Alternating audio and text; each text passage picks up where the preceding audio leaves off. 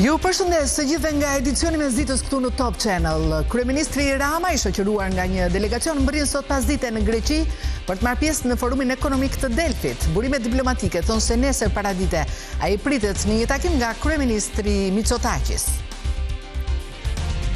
Erion Velia i drejtoi gjykatës administrative me kërkesë për transmetimin live të procesit gjyqësor ku ai është palpaditëse. Gjyqi lidhet me padin ndaj dekretit të presidentit për emërimin e prokurorit Olz Dado dhe vlefshmërinë e ushtrimit të detyrës së tij. Një ditë para se të skadojë armë pushimi mes SBA-ve dhe Iranit, nuk ka asnjë sinjal të ri për bisedimet e reja paqeje mes dy vendeve. Irani thotë se është gënjur nga komentet publike të Trump, ndërsa disa zyrtarë thonë se po përgatitet për fush betejë. Hungaria ndryshon qëndrim ndaj kryeministrit izraelit Benjamin Netanyahu. Kryeministri i arshëm Peter Magyar paralemron se nëse ai hyn në territorin hungarez, do të arrestohet në zbatim të urdhrit të gjykatës ndërkombëtare penale. Bashkimi Evropian përgatit një paketë re rregullash që do të ndryshojë tregun e telefonave inteligjent. Nga viti 2027, pajisjet duhet jenë më të lehta për të riparuar, veçanërisht bateritë për të ulur kostot dhe mbetjet.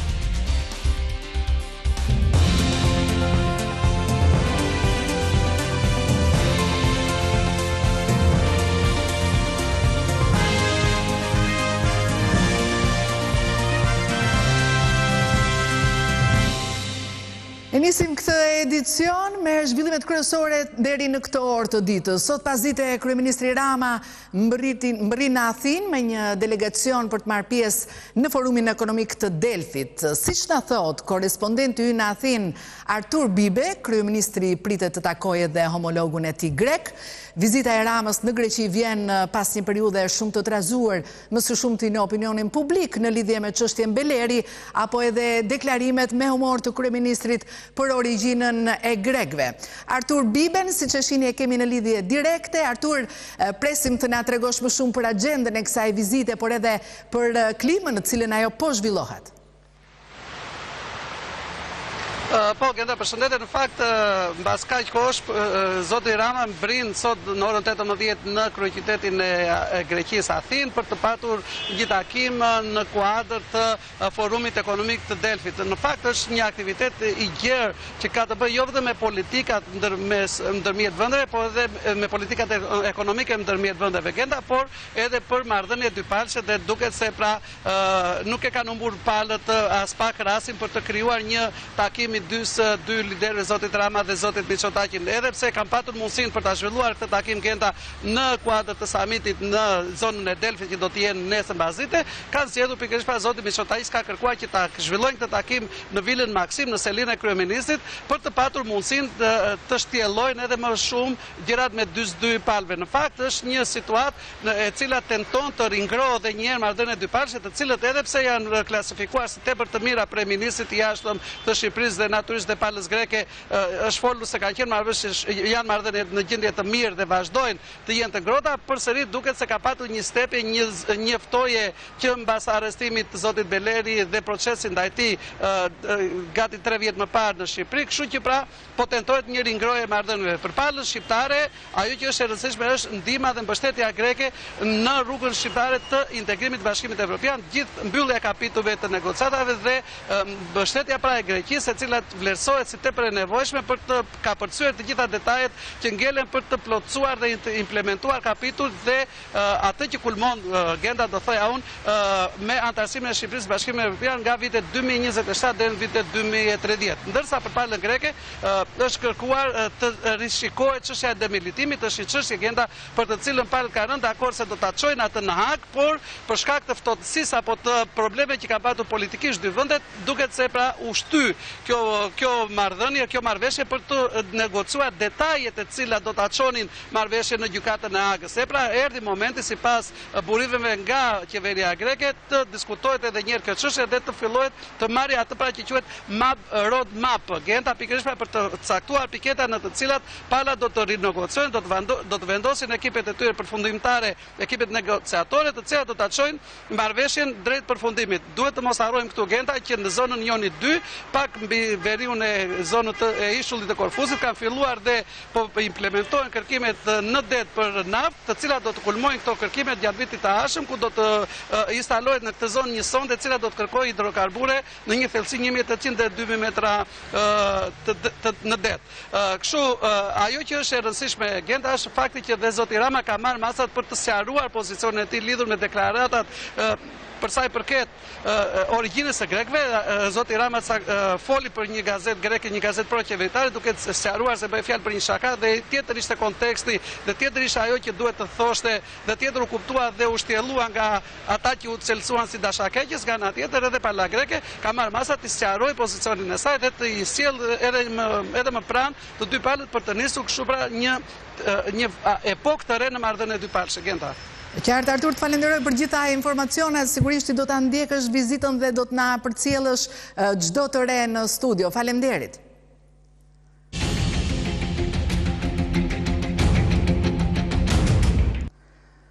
Kosova shkon drejt zgjedhjeve të parakoshme pas dështimit të marrëveshjes politike për presidentin e ri. LDK dhe PDK refuzuan ofertën e vetvendosjes, duke lënë procesin pa shumicën e nevojshme në kuvend. Analistët e konsiderojnë situatën si hyrje në fushat elektorale, ndërsa afati kushtetues përfundon më 28 prill. Nëse dështon zgjedhja e kreut të shtetit, vendi mund votojë sërish brenda qershorit. Ndjekim Leonita Bajramin. Kosova është drejt zgjedhjeve të parakoshme parlamentare pas dështimit të arritjes së një marrëveshjeje politike për zgjedhjen e presidentit të ri. Të hënën ofertën e lëvizjes Vetvendosja dhe Albin Kurtit e refuzuan Lidhja Demokratike e Kosovës dhe Partia Demokratike e Kosovës. Dy partive opozitare, Kurti u ofroi postin e kryeparlamentarit, por të njëjtët e refuzuan për shkak të insistimit të këtij të fundit për të mbajtur presidentin brenda vetvendosjes. Njësit e shohin ofertën e vetvendosjes dhe takimet si jo serioze. Gatishmëri për kompromis dhe ofertë të sinqertë do të konsideroja vetëm një propozim të cilët të palë, qoftë vetvendosjes, qoftë opozitës, për një emër jo partijak. Dështimi i negociatave me dy partitë opozitare e lë vetvendosjen pa opsione për marrëveshje të tjera në mungesë të kuorumit prej 80 deputetësh që duhet për zgjedhjen e kryetarit të shtetit. Tashmë konsiderohet që ka nisur edhe fushata elektorale, e qëllimi kryesor i partive sipas njerëzve të politikës së brendshme është gjetja e fajtorit për shkuarjen e vendit në zgjedhje parlamentare edhe një herë. Krejt çfarë është bërë, ka qenë përpjekje të dy palëve që të fajsojnë palën tjetër për dështimin e sërimeve dhe për të fituar pozicion më të fortë në zgjedhjet e ardhshme që tashmë është gati e sigurt të mbahen në fund të majit ose në fillim të qershorit. Kanë mbetur edhe një javë deri në përfundimin e afatit kushtetues për zgjedhjen e presidentit të ri të vendit. Në rast se më 28 prill dështon zgjedhja e kreut të shtetit, Kosova shkon në zgjedhje të parakoshme parlamentare më së largu më 7 qershor. Për Top Channel, Leonita Bajrami, Prishtinë. Ky është Top Channel. Erion Velia i drejtohet gjykatës administrative me kërkesë për transmetimin live të procesit gjyqësor ku ai është palpaditëse. Kryebashkiaku argumenton se çështja ka interes të lartë publik dhe kërkon më shumë transparencë për qytetarët. Padia lidhet me dekretin e presidentit për emërimin e prokurorit Olz Dado dhe vlefshmërinë e ushtrimit të detyrës së tij. Kryetari i Bashkisë së Tiranës Erion Velia i është drejtuar gjykatës administrative të shkallës së parë me një kërkesë për të mundësuar transmetimin live të seancave gjyqësore në procesin ku ai është palpaditëse. Bëhet fjalë për një çështje ku Velia i kërkon pavlefshmërinë e dekretit të presidentit të Republikës për emërimin e prokurorit Olsi Dado, si dhe përfundimin e menjëhershëm të ushtrimit të detyrës së tij, duke i kërkuar gjithashtu Këshillit të Lartë të Prokurorisë të marrë vendim për statusin e magjistratit. Në kërkesën drejtuar gjyqtarit, Velia argumenton se parimi i publicitetit të gjykimit i parashikuar në ligj duhet të zbatohet realisht dhe jo vetëm formalisht. Sipas tij, publiku e ka të kufizuar aktualisht aksesin, pasi ndjekja e seancave mbetet e limituar në prani fizike dhe në raportime të pjesshme mediatike. Për këtë arsye i kërkon që gjykata të lejojë transmetimin e drejtë për drejtë përmes një kamere të mediave ose në alternativë të sigurojë vetë një sinjal institucional për publikun në mënyrë që çdo qytetar të mund ta ndjek procesin në kohë reale. Velia i thekson se kjo çështje ka një interes të lartë publik, pasi lidhet me ligjshmërinë e një akti të presidentit dhe me vlefshmërinë e ushtrimit të funksioneve nga një prokuror i Republikës, duke ndikuar drejt për drejt në të drejtat dhe liritë themelore, si dhe në funksionimin e institucioneve. Ai shton se kufizimi i aksesit të publikut rrezikon të dëmtojë besimin në drejtësi dhe ta kthejë publicitetin e gjykimit në një proces formal, ndërkohë që ligji e parashikon atë si garanci thelbësore për një gjykim të drejtë. Si precedent, ai përmend praktikën e gjykatës kushtetuese, ku seancat publike transmetohen live, duke e konsideruar këtë një model funksional që rrit transparencën pa cënuar procesin gjyqësor. Një investigim i medias britanike zbulon një skem të organizuar për sigurimin e dokumenteve false për azil kërkues shqiptar në Angli. Sipas raportimit, emigrantët paguajnë mijëra euro për letra që pretendojnë se u bërë kërcënime në Shqipëri me përfshirjen e zyrtarëve të korruptuar, sigurisht. Autoritetet britanike kanë rritur refuzimet e kërkesave për azil, duke konsideruar Shqipërinë një vend të sigurt. Azil kërkues shqiptar paguajnë policë të korruptuar në Angli për të siguruar prej tyre dokumente që u nevojiten, por që nuk i marrin dot në rrugë ligjore, shkruan Daily Mail. Media britanike nënvizon se emigrantë shqiptar shpesh pretendojnë se janë kërcënuar nga kriminal në vendin e tyre dhe kjo i shtyn të kërkojnë azil në Mbretërinë e Bashkuar, por duke qenë se aplikimet të tilla ka të ngjarë të mos miratohen nëse nuk mbështeten asnjë provë, në lojë hyn grupe të organizuara kriminale, të cilat ofrojnë zgjidhje përmes zyrtarëve të korruptuar. Një grup që i promovon aktivitetet e tij përmes një llogarie në TikTok me emrin Punë të ndryshme në Europë, i ka reklamuar hapur këto shërbime. Për çunat që janë në azil në Europë dhe Angli dhe ju duhet vërtetim se keni probleme në Shqipëri, na kontaktoni me mesazh. Nxjerrim vërtetime të sakta nga shteti dhe spitali që jeni kërcënuar, thuhet në njërin prej postimeve. Duke përdorur një numër celulari shqiptar, një reporteri infiltruar i Daily Mail u hoq sikur kishte një të afërm në një qendër para burgimi në Angli, të cilit i nevojite një dokument i tillë për të kërkuar azil. Përgjigjja erdhi brenda pak minutash me ofertë për një letër që kushtonte 3.000 euro, rreth 2.616 pound. Dokumenti pretendonte se i afërmi ishte kërcënuar në Shqipëri dhe e përfshinte në nënshkrimin vullën dhe emrin e plot të një shefi policie. Kur gazetari kërkoi shembuj të mëparshëm të dokumenteve të lëshuara nga grupi në fjalë, ata dërguan një letër që mbante emrin e një shefi policie në Korçë, shkruan Daily Mail. Më shumë se 17.000 shqiptar kërkuan azil në Mbretërinë e Bashkuar gjatë vitit 2022, pas një marrëveshjeje për përshpejtimin e kthimeve. Ky numër ra në rreth 2.600 deri në vitin 2024. Ministria e Brendshme e konsideron tani Shqipërinë vend të sigurt dhe në atë vit refuzoi 97% të kërkesave për azil në vitin 2024, edhe pse disa prej tyre mund të jenë apeluar me sukses.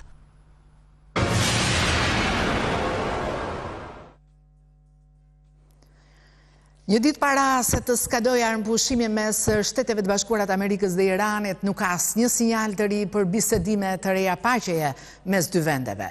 Irani thotë se është zhgënjur nga komentet publike të Trump, ndërsa disa zyrtarë thonë se po përgatitet për fushbetejë. Ndjekemi Rida Vasian. Zyrtarët iranian hodhën poshtë shumë nga pretendimet e ngritura më herët nga presidenti amerikan Donald Trump dhe mohuan se janë duke u përgatitur për një raund tjetër bisedimesh, duke e zbehur shpejt optimizmin për një marrëveshje. Nga ky moment, thot CNN, fati i negociatave të paqes nuk është i qartë. Disa zyrtarë të administratës Trump e pranuan në mënyrë konfidenciale për rrjetin e njohur amerikan se komentet publike të presidentit kanë qenë të dëmshme për bisedimet, duke vënë në dukje ndjeshmërinë e negociatave dhe mosbesimin e thellë të iranianëve ndaj SBA-s. Gjithashtu, zyrtarët amerikan kanë dyshime se është krijuar një ndarje mes ekipit negociator të Iranit, të udhëhequr nga kryetari i parlamentit Mohammad Bagher Ghalibaf dhe ministri i jashtëm Abbas Araghchi dhe Gardës Revolucionare Islamike, çka ngre pyetjen se kush mund ta miratojë marrëveshjen në fund. Iranianëve nuk u pëlqeu as pak fakti që presidenti po negocionte përmes rrjeteve sociale dhe e bëri të dukej sikur ata kishin miratuar çështje të cilat në të vërtetë ende nuk i kanë pranuar, pohoi njëri prej burimeve. Ai shtoi se pala iraniane shqetësohet në mënyrë të veçantë që të mos shfaqet e dobët në publik. Galibaf shkroi sa kaq në platformën X se Irani po përgatitet të tregojë karta të reja në fushën e betejës dhe se nuk do të pranojë negociata nën hijen e kërcënimeve. Mediat në SBA raportojnë se zëvendës presidenti J.D. Vance planifikon të udhtojë sot drejt Pakistanit për bisedime, teksa thonë se Trumpi është jashtëzakonisht i pasigurt për zgjatjen e armëpushimit 2 javor mes Shteteve të Bashkuara dhe Iranit, i cili skadon të mërkurën.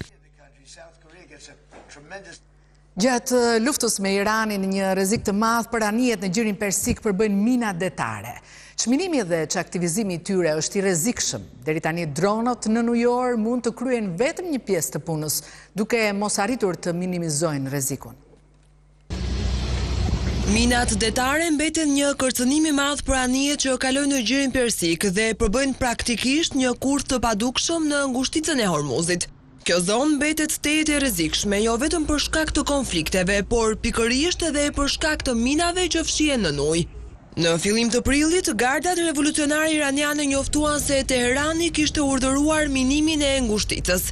Minat detare kanë evoluar shumë që nga lufta e parë dhe e dytë botërore. Në të kaluarën ato funksiononin përmes kontaktit fizik. Sot, minat moderne reagojnë ndaj valve të presionit, sinjaleve elektromagnetike apo valve zanore, dhe mund të programohen për të ndjekur vetëm anijet armike, duke lejuar anijet që duan ata të kalojnë pa rrezik.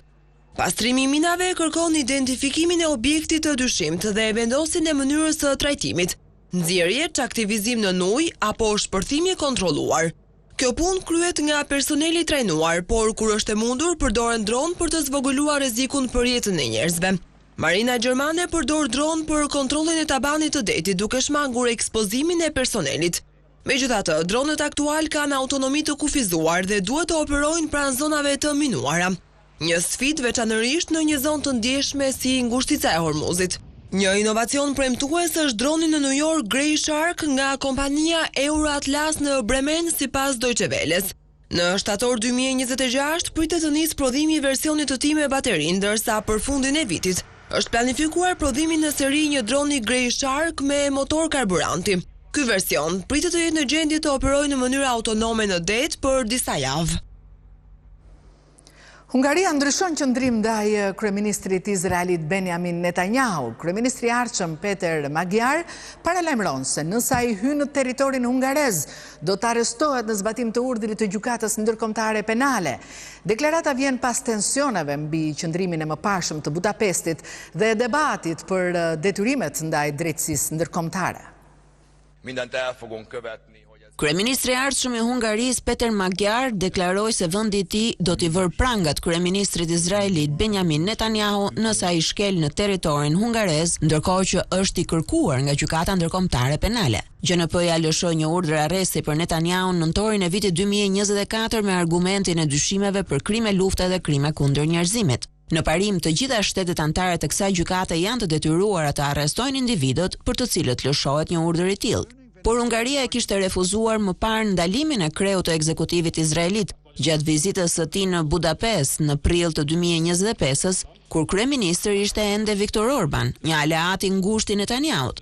Përpara takimit, Orbani pati njoftuar tërheqjen e Hungarisë nga GNP-ja, proces ky që sipas statutit të gjykatës zgjat një vit për të hyrë në fuqi. Ai po kështu kishte garantuar imunitet për kreun e qeverisë izraelite. Magyar thot tani se do ta ndalojë tërheqjen nga GNP-ja deri në 2 qershor, kur mbushet një vit pas dorëzimit formal të kërkesës tek sekretari i përgjithshëm i OKB-s. I pyetur nga gazetarët se çfarë do të nënkuptonte kjo për vizitën e planifikuar të Netanyahut këtë vjesht, ai u përgjigj: "E bëra të qartë edhe për kryeministrin izraelit. Qëllimi pa lëkundur i qeverisë son është të sigurohet që Hungaria të mbetet anëtare e GNP-s. Dhe në një rast të tillë, kur një person i kërkuar nga gjykata hyn në territorin ton, atëherë ai duhet të dërgohet në para burgim." Disa vende megjithatë kanë argumentuar se mund të mbeten anëtare të GNP-s pa zbatuar urdhër arreste të tilla. Ish-kancelari gjerman Olaf Scholz deklaronte në prill të 2025-s se nuk mund ta imagjinonte që vendi i tij të arrestonte Netanyahun dhe Italia gjithashtu kishte ofruar imunitet për kryeministrin izraelit.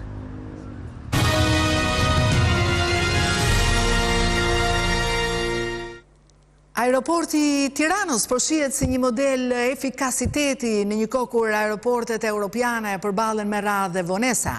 Gazetari i CNN, Richard Quest, e përshkroi përvojën në TIA, aeroportin e Tiranës, si jashtëzakonisht të shpejt, me proces identifikimi që zgjat vetëm pak sekonda. Investimet në teknologji dhe rritja e kapaciteteve kanë kthyer aeroportin në një pikë kyçe për udhëtarët në rajon. E ndjekim. Në një kohë kur aeroportet europiane po përballen me radhë të gjata dhe vonesa për shkak të zbatimit të sistemit të ri të hyrje-daljeve ES, por edhe infrastrukturës së pamjaftueshme dhe kontrolleve të shtuara, aeroporti ndërkombëtar i Tiranës po ndjek një model krejt të kundërt. Në Tiranë, procesi i identifikimit të udhëtarëve është automatizuar në nivele të larta. Çdo qytetar që hyn në Shqipëri mjafton të vendos pasaportën në sistemet automatike dhe verifikimi përfundon brenda pak sekondash, pa krijuar radhë apo vonesa. E njëjta procedurë aplikohet edhe në dalje për qytetarët e Bashkimit Evropian, Shteteve të Bashkuara dhe Kanadas, ndërsa numri i lartë i sporteleve dhe kontrollorëve bën që fluksi të menaxhohet pa bllokime. Ky model është vlerësuar edhe ndërkombëtarisht. Gazetari britanik Richard Quest në një raportim për CNN e cilësoi eksperiencën në Tiranë si një nga më efikaset në rajon. Unë sapo jam kthyer nga Tirana që ka një aeroport të mrekullueshëm. Mu deshëm vetëm 5 sekonda për procesin e identifikimit. Vendosa pasaportën dhe kalova menjëherë, u shpreh ai, duke e krahasuar me situatën problematike që po përjetojnë aktualisht aeroportet europiane. Investimet e Castrati Group gjatë viteve të fundit në Tirana International Airport kanë modernizuar infrastrukturën dhe kanë rritur kapacitetet për përpunimin e pasagjerëve. Paralelisht, rritja e numrit të linjave ajrore, veçanërisht kompanive low cost si Ryanair dhe Wizz Air, e ka kthyer Tiranën në një pikë kyçe për udhëtarët në rajon. Me çmime konkurruese dhe destinacione të reja që shtohen vazhdimisht, aeroporti po tërheq jo vetëm pasagjerë shqiptar, por edhe udhëtar nga Maqedonia e Veriut dhe Mali i Zi. Në kontrast me problemet që po shfaqen në shumë aeroporte të BE-s, rasti i Tiranës po shihet si një shembull se si investimi në teknologji dhe organizimi mund të përkthehet në shërbim më të shpejtë dhe efikas për udhëtarët.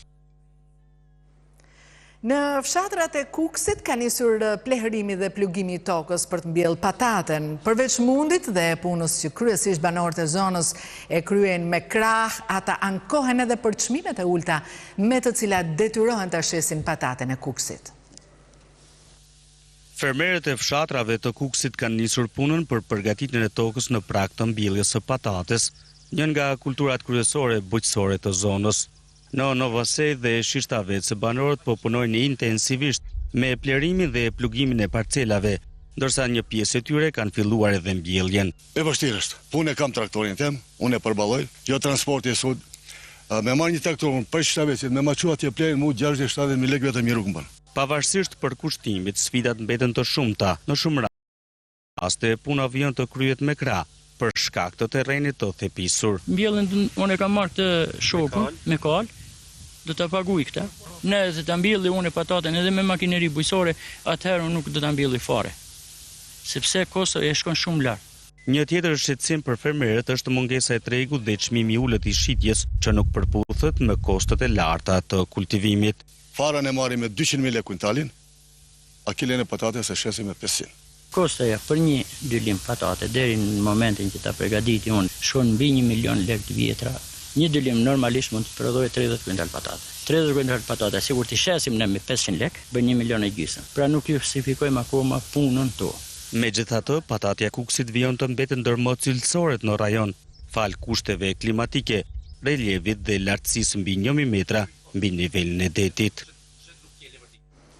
Tërkaq situata e fermerëve të Korçës që kultivojnë qep është më e rëndë. Prodhimin që nuk mundën ta shisnin për shkak të mungesës së tregut dhe të çmimeve të ulta, ata po e hedhin nëpër kanale. Fermerët e Korçës si çdo vit po hedhin prodhimet e tyre të pashitura. Edhe këtë sezon një pjesë e prodhimit të qepës ka mbetur e pashitur. Në mungesë të tregut dhe me çmime shumë të ulta, ata janë detyruar të hedhin prodhimin në anë të lumenjve apo në vende të tjera. Sipas fermerëve, kostoja e prodhimit është rritur ndjeshëm, duke përfshirë çmimet e plerave kimike, karburantit dhe fuqisë punëtore. Megjithatë, çmimi me të cilin ofrohet qepa në treg nuk arrin të mbulojë as shpenzimet bazë. Situata rëndohet edhe më shumë nga mungesa e pikave të grumbullimit dhe konkurenca nga importet, të cilat sipas tyre po e bëjnë të pamundur shitjen e prodhimit vendas. Qepme, i mbollën për farë prap, i qoan ande nga rezervuar, i kemi rezervuar, i hodhën atje në prit këte. I keni hetur? Po qartë i bëjnë. Se jodhën qartë i bëjnë. Qartë i bëjnë. Mbeta. Të kosë në smarë do të paratë, që kemi edhur, kalë më leka ato kanalët, u odhën lumë ato, po këto që janë që mbeten me 200 leka. Kjo situatë e cila po kthehet në rutinë të përvitshme rrezikon jo vetëm të ardhurat e familjeve fermere, por edhe vetë qëndrueshmërinë e sektorit bujqësor në zonën e Korçës. Një ngjarje e rëndë ka tronditur qytetin e Lushnjës, ku është dhënuar një varr dhe janë vjedhur eshtrat e një gruaje të ndarë nga jeta prej 17 vitesh. Policia ka nisur hetimet për zbardhjen e rrethanave dhe identifikimin e autorëve, ndërsa motivet mbeten ende të paqarta.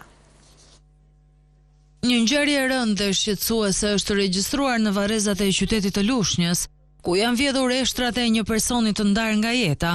Bëhet fjalë për një gruaj që ka humbur jetën 17 vite më parë.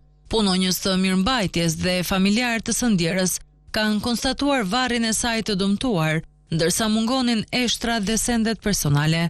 Sipas informacioneve paraprake, autorët kanë hapur një tunel të madh nën tokë për të deportuar në varr, çka tregon për një veprim të mirë organizuar dhe të menduar më parë. Menjëherë pas njoftimit, shërbimet e policisë kanë bërritur në vendngjarje, duke nisur hetimet për zbardhjen e plotë të rrethanave dhe identifikimit të autorëve. Deri më tani nuk dihen motivet e kësaj ngjarjeje, ndërsa po punohet për mbledhjen e provave dhe verifikimin e çdo piste të mundshme. Autoritetet pritet të japin më shumë detaje në vijim, ndërsa rasti ka shkaktuar shqetësim të madh te qytetarët e Lushnjës. Topbizchannel.tv, faqja më e klikuar e internetit e shqiptarëve. Gjithçka që ndodh në vend, rajon dhe botë. Gjithçka nga aktualiteti, sporti dhe argëtimi. Me një dizajn të ri dhe shumë praktik, si në versionin desktop dhe atë mobile. Topbizchannel.tv, të parët për shqiptarët. Bashkimi Evropian përgatit një paketë re rregullash që do të ndryshojë tregun e telefonave inteligjent. Nga viti 2027, pajisjet duhet të jenë më të qëndrueshme dhe më të lehta për të riparuar, me fokus tek bateritë e zëvendësueshme. Synimi është ulja e kostove për përdoruesit dhe reduktimi i mbetjeve elektronike. Duke nisur nga viti 2027, çdo celular që do të shitet në tregun evropian duhet të përmbush standarde më të forta për jetëgjatësinë, performancën dhe riparueshmërinë. Një nga ndryshimet më të rëndësishme lidhet me baterinë. Në shumë raste, ajo do duhet të jetë e zëvendësueshme më lehtë nga vetë përdoruesit, duke i dhënë fund praktikës së telefonëve të mbyllur që kërkojnë ndërhyrje të kushtueshme për një problem të thjeshtë. Kjo do thotë se përdoruesit nuk do të detyrohen më të blejnë një pajisje të re, vetëm sepse bateria nuk mban më karikim. Sipas rregullave të reja, bateritë duhet të ruajnë performancën më gjatë dhe pas shumë cikleve të karikimit, ndërsa vetë pajisjet duhet të projektohen në mënyrë që të riparohen më lehtë. Aktualisht shumë telefona kërkojnë mjete speciale apo shërbime profesionale për të hapur, çka rrit kostot për konsumatorët. Ndikimi i këtyre rregullave pritet të shkojë përtej Europës, pasi kompanitë e mëdha nuk preferojnë të prodhojnë versione të ndryshme për çdo treg. Kjo do të thotë se ndryshimet mund të reflektohen edhe në modelet globale të iPhone dhe Android. Për përdoruesit përfitimi është dyfisht, më pak shpenzime dhe më shumë jetë për pajisjet, ndërsa për mjedisin, më pak mbetje elektronike dhe një përdorim më i qëndrueshëm i burimeve. Në thelb, Europa synon të jap fund kulturës së zëvendësimit të shpejtë dhe të nxjisë riparimin si zgjedhje të parë. Dhe ishte gjithçka për edicionin tonë të mesditës këtu në Top Channel. Vijon pas pak Shqipëria Live me Sidorila Gjonin. Bashkë mirupafshim.